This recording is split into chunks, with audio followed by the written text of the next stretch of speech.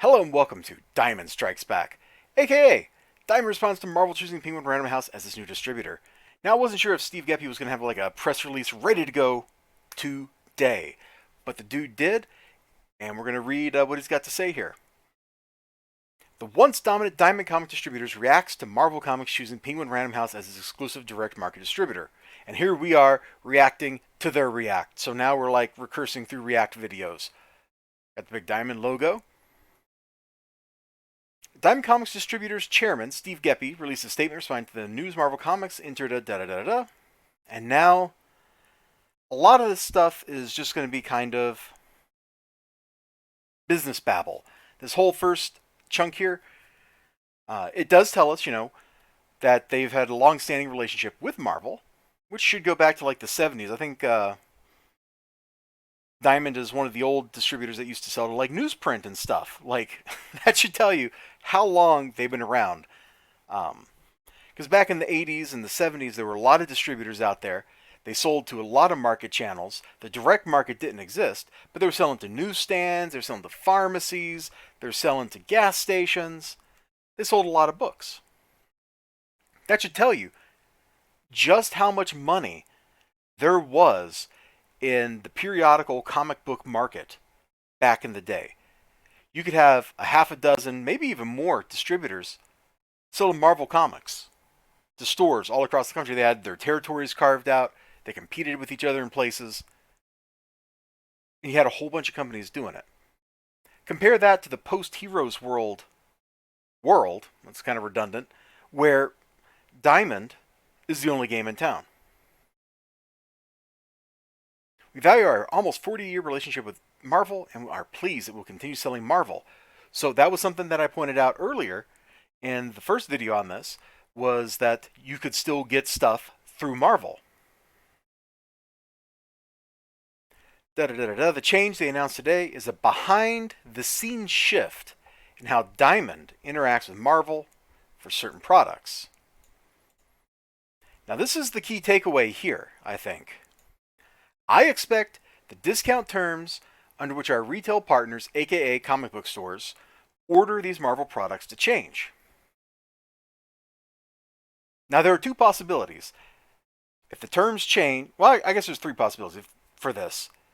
One, maybe order minima could change, or some other ancillary thing about ordering Marvel books. Like, that could be a possibility. Maybe they have to meet bigger order minima, or they have to order more product, or something, more variety of product.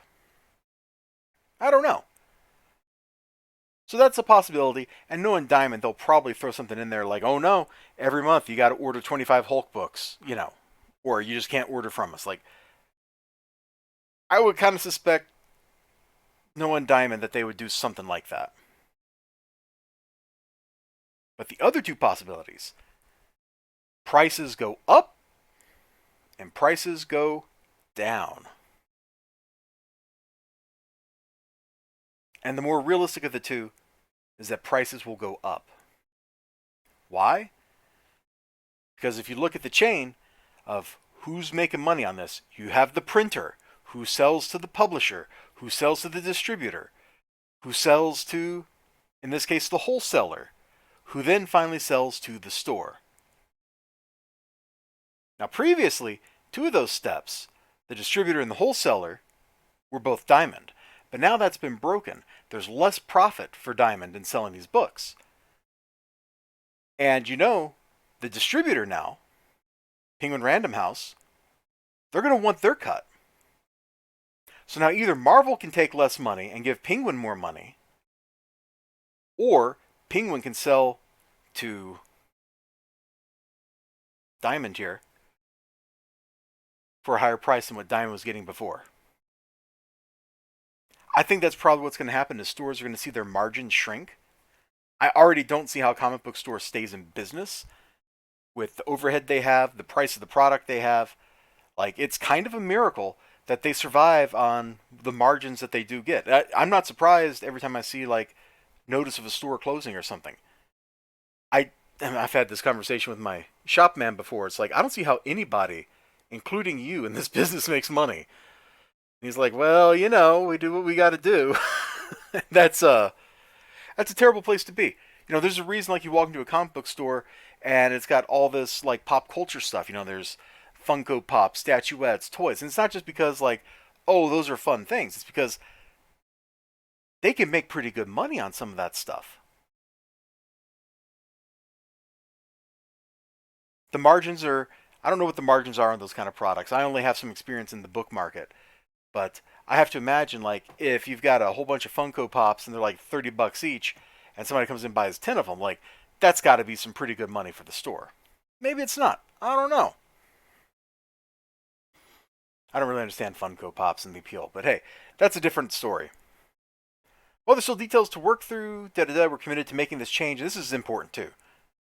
As operationally seamless as possible for our retail partners, aka our customers, aka comic book stores.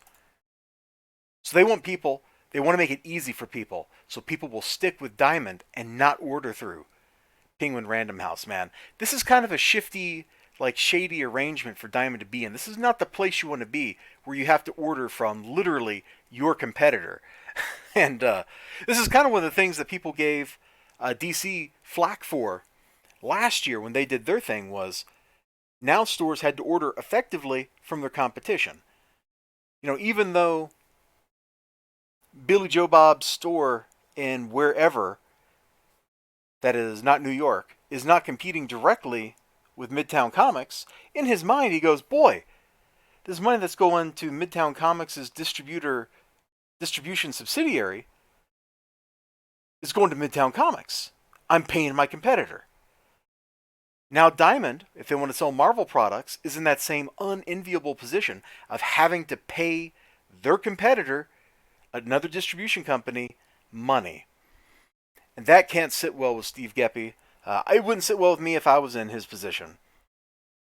The rest of this article, there's not really a whole lot of stuff here. There's just like some fluff about like DC and how the market works and stuff. This was really the key stuff in this one paragraph right here that we just covered.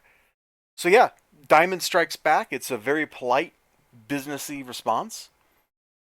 It's exactly the kind of thing you would expect to see from somebody who is professional, wanted to maintain good working relationships with other people, that all that kind of stuff.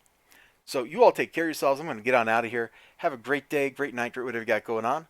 See you next time. Until then, bye bye.